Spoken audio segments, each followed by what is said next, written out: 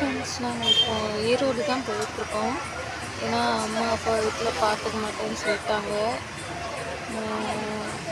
பார்த்துக்கிற மாதிரி சுச்சுவேஷன் இல்லை. அதனால் திருப்பி ஈரோடு தான் போகிறோம். என்ன பண்ணணும் எனக்கு தெரியலை. நான் ஒரு முடிவு எடுத்திருக்கேன். என்ன முடிவுன்னா, பாப்பா வந்து அவர்கிட்ட விட்டுட்டு நான் வெளியே போகிற மாதிரி. ஆனால் அவர்கிட்ட விடுறது நான் சாதாவாக நான் வந்து அவர்கிட்ட ஒப்படைக்க போகிறதில்ல. நான் வந்து கலெக்டர் ஆஃபீஸ் போகலாம். கலெக்டர் ஆஃபீஸ் போயிட்டு இந்த மாதிரி பாப்பாவோட அப்பாக்கிட்ட வந்து நான் பாப்பா விடுறதாகவும் அவள் உயிருக்கு எந்த ஆபத்தும் இல்லாத மாதிரி பார்த்துக்கிறதாகவும் நான் அடிக்கடி போய் பார்க்குற மாதிரியும் அதுக்கப்புறம் அவளுக்கு விவரம் தெரியும் போது வந்து அவள் வந்து சொல்கிற மாதிரி யார் கூட இருப்பேன் அப்படிங்கிறத அதுக்குள்ளே நான் கொஞ்சம் சேர்த்து வைக்கணும் ஃப்ரெண்ட்ஸ். வேலைக்கு போய் நான் அப்படி தான் நான் வந்து யோசிச்சுக்கிட்டேன். ஏன்னா பாப்பாவை தூக்கிட்டு நம்மளால் இங்கே வந்து அலைய முடியாது. பாப்பாவை தூக்கிட்டு யாரும் வேலையும் தர மாட்டாங்க. சொந்தக்காரங்க வீட்லேயும் வந்து நம்மளை ஏற்றுக்க மாட்டேங்காங்க. அதுதான் இப்போ பிரச்சனையாக இருக்குது. அதனால் இந்த முடிவு எடுத்து சரியாக தப்பான்னு நீங்கள் வந்து எனக்கு கமெண்டில் தெரியுங்க. அதாவது வந்து நம்ம சப்ஸ்கிரைபும் பண்ணி வச்சுருக்காங்க சொந்தக்காரங்க.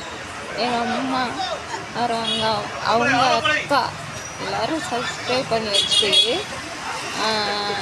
நான் எங்கள் வீட்டுக்கு வந்துட்டேன்னு சொன்னேன். அப்பா வீட்டுக்கு வந்துட்டோன்னு அது வரை பார்த்துருக்காங்க.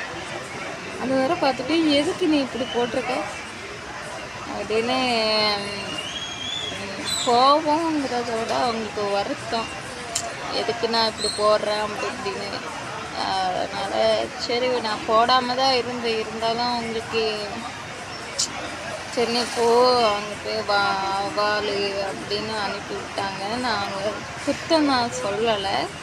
குத்தம் சொல்கிறதுக்கும் எனக்கு யோக்கியதை இல்லை. அந்த யோக்கியதை வந்து எனக்கு கிடையாதுன்னு தான் நான் நினைக்கிறேன்.